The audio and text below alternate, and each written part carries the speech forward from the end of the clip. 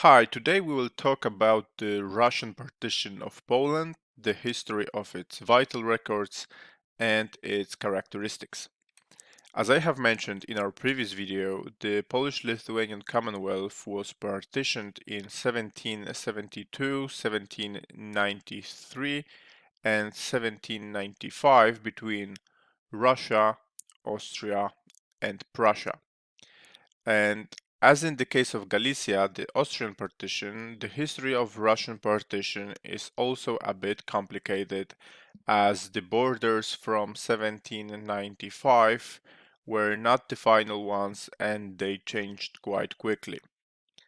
So 12 years after the Polish-Lithuanian Commonwealth was partitioned, its three occupiers got into a war with the First French Empire ruled by Emperor Napoleon Bonaparte, and in 1807 he defeated Prussia and created the Duchy of Warsaw from most of its partitions. 2 years later, territories located north of Krakow were added to the duchy and they were taken from Austria. So here you can see the final borders of the Duchy of Warsaw. However, it was short-lived. After Napoleon's defeat in 1812, Russian forces entered and occupied the freshly created Polish state. In 1815, during the Congress of Vienna, which remade Europe after Napoleon's downfall, the majority of the Duchy of Warsaw was given to Russia, with the exception of the area around Poznań, which was to be called the Grand Duchy of Posen and given back to Prussia. And this is how the Kingdom of Poland was created, or as it was colloquially called, Congress Poland. On paper, it had political autonomy and a liberal constitution and was a separate state that had personal union with the Russian Empire, with Russian Tsar as its king. In practice, it was a puppet state and its rights were often disregarded. Furthermore, its autonomy was severely curtailed after the failed uprisings of 1830 and 1863.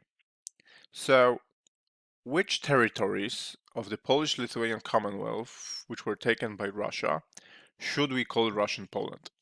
The first, second, and third partitions, Congress Poland, or perhaps both. So here you can compare the borders of modern Poland, Second Polish Republic before Second World War, and the Congress Poland. For practical reasons, in genealogy, we mostly consider Russian partition to be limited to Congress Poland or areas of modern Poland that were under Russian rule back then. As you can see, these two mostly converge, but there are some differences. The area around the city of Białystok was not included in Congress Poland, and Congress Poland reached further north than modern Poland, as it included parts of modern Lithuania around the city of Mariampol. Don't look at the name Suwałki here, as this was the name of the province back then.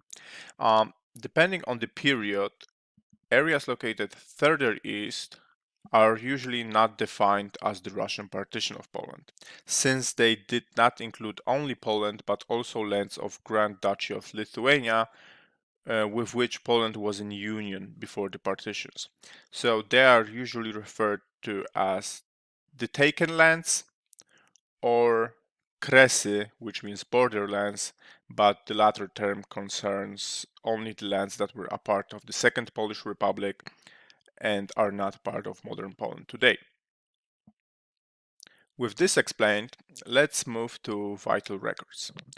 Congress Poland inherited vital registration after the Duchy of Warsaw, which was introduced in 1808. This was the first civil registration introduced on Polish soil, as in the Duchy of Warsaw vital records were to be kept for civil purposes, although in fact it was the clergy's responsibility to keep the books. The books were to be made in two copies, one for the church and the other for the state. Since these books were used for civil registration, you can also find people of Jewish, evangelical, and other faiths in the books of Roman Catholic parishes until 1825. Civil registration was forsaken in 1825 and religious registration was reinstated, with priests officially becoming civil registrars. Copies were still to be made and transferred to county courts. Today they are kept in local civil registry offices and then moved to the state archives. Catholic clergy were obliged to keep the vital records of all faiths until 1826, when non-Catholic communities were allowed to keep their own registers as well. Of course, as mentioned in our previous video, Roman Catholic parishes were obliged to keep books of vital records since the 16th century by the church authorities. The register of baptisms and marriages became compulsory in 1563 and death registrations in 1614. These were only kept for religious purposes and are quite rare in practice, so do not expect to be able to find books that reach that far. Let's move to characteristics of the vital records. Let's start with the language in which the records were kept. At first, the records were written in Latin. After 1808, when the Napoleonic Code was introduced, they were kept in Polish. When the Russians took over, the records would still be written in Polish until 1868, when the area became a subject of punishments due to the failed anti-Russian uprising of 1863. When it comes to other Russian regions, including the areas of the three partitions, Russian was mandatory since 1848. So here we have a curious example. This is a birth and baptism record from the Roman Catholic parish in Szreńsk from May 10th, 1868. And as you can see or not, it is written in Polish. And this is record number 78.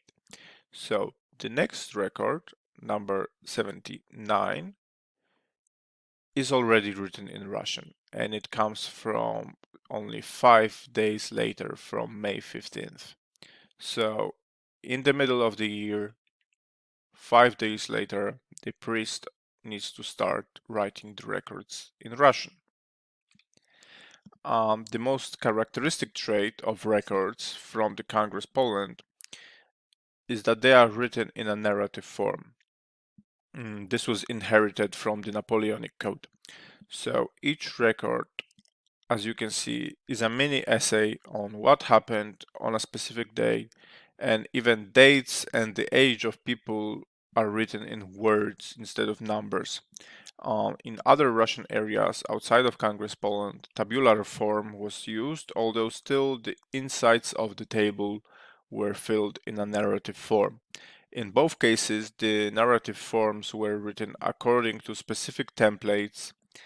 Both territories used different ones. Therefore, a marriage record from the parish located inside Congress Poland, for example in Warsaw, will look different from the one from Vilnius, which was outside of Congress Poland. On the other hand, every birth record written in Congress Poland will look exactly the same no matter in which parish it was created, due to the fact that records were written in a narrative form. It is harder to extract the most important pieces of information from the document when you don't know the language, but when fully translated, it can contain more details than compact tabular records. Fortunately, in the records written in Russian, very often the names of the most important people inside the document, such as the newborn, newlywed, the deceased, witnesses, or godparents, these names were written in Polish, which makes these records easier to read if you don't know Russian. And I don't know if you can see it over here, but some of these names are indeed written in both Russian and Polish. For example, here you have the name of Marianna, which is written in Russian, and over here in Latin or in Polish inside the bracket. Or here you have the names of the grandparents, and here you have Aniela Leocadia, written first in Russian and here in Polish.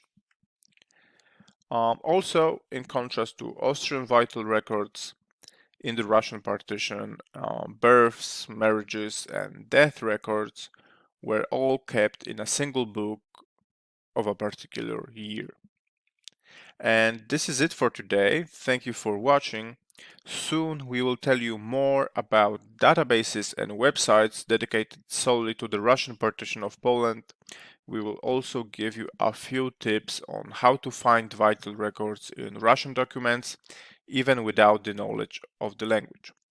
As always, if you need help with your genealogy projects, feel free to contact us at genealogy@polishorigins.com or visit polishorigins.com/genealogy